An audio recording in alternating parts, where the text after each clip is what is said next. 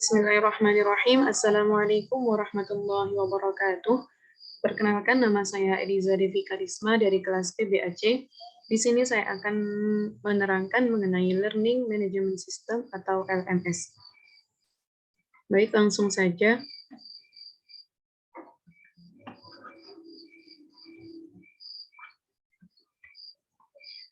Pengertian Learning Management System yaitu perangkat lunak yang dirancang untuk membuat,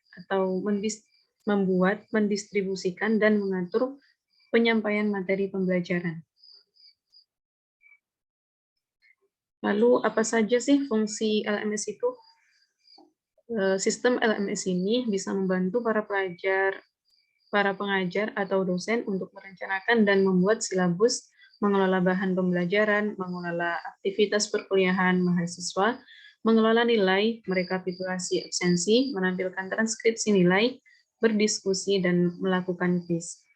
Biasanya, MLS ini bisa berbasis aplikasi dan platform web, sehingga memudahkan para dosen dan dalam merencanakan proses pembelajaran online.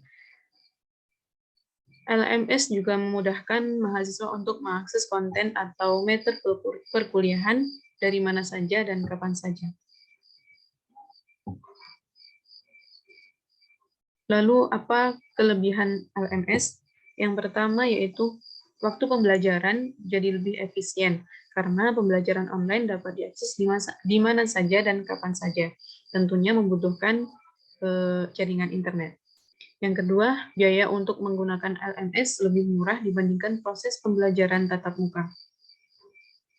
Yang ketiga, memudahkan aktivitas kuliah seperti kuis, tugas, upload materi, dan interaktif discussion. Yang keempat, alternatif pembelajaran online selama pandemi COVID-19 ini. Lalu yang kelima yaitu untuk mempermudah dosen untuk mengumpulkan dan menganalisis data hasil perkuliahan mahasiswa dengan waktu yang lebih singkat.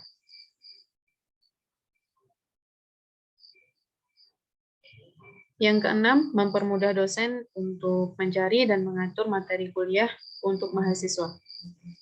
Yang ketujuh, metode pembelajaran LMS yang menggunakan beberapa teknologi informasi berupa gambar, suara, animasi, video, dan teks, membuat materi pembelajaran lebih mudah dipahami dan tidak membosankan. Yang kedelapan, mendorong mahasiswa untuk melakukan pembelajaran mandiri. Yang kesembilan, konten pembelajaran untuk mahasiswa dapat terdokumentasi dengan baik. Yang terakhir yaitu memudahkan interaksi antara dosen dan mahasiswa dengan adanya fitur obrolan dan grup diskusi.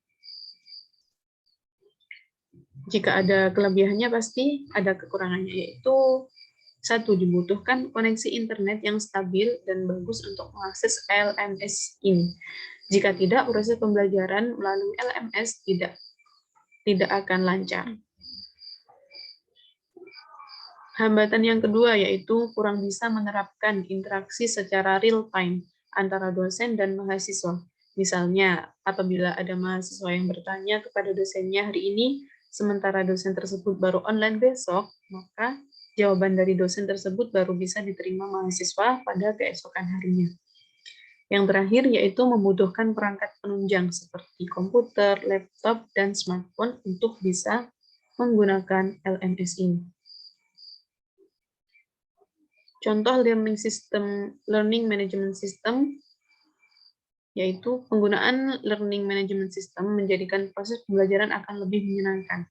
Untuk beberapa contoh LMS yang sering digunakan, perguruan tinggi dan bisa diakses oleh dosen maupun mahasiswa yaitu Cevima, Edlink, Google Classroom, Moodle, dan Schoology.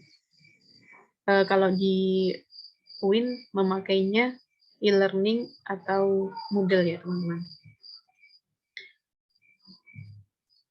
Oke, lanjut. Apa saja fitur-fitur LMS yang mendukung proses belajar online? Ini fitur-fitur dari web LMS. Yang pertama, tampilan atau user interface UI yang mudah digunakan. Menyajikan antar muka atau interface yang menarik bagi LMS sangat penting agar mudah diakses dan mudah dipahami oleh para penggunanya. Pengguna LMS tidak akan merasa kebingungan saat menggunakannya. Bagi penyedia LMS, fitur antarmuka yang menarik juga dapat menambah estetik halaman web sehingga bisa menarik banyak calon pengguna baru.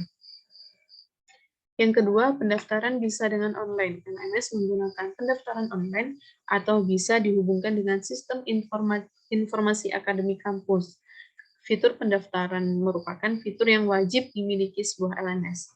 Melalui fitur ini, mahasiswa dapat mendaftarkan dirinya secara online melalui laman LMS dan dapat melihat silabus yang sudah dipersiapkan dosen. Lalu yang ketiga yaitu kelas daring atau online. Fungsi LMS untuk membantu pembelajaran daring. Untuk itu, LMS pastinya memiliki fitur kelas daring. Apa yang dimaksud kelas online ini? Yaitu kelas yang menyajikan proses belajar mengajar tanpa mengharuskan kontak fisik.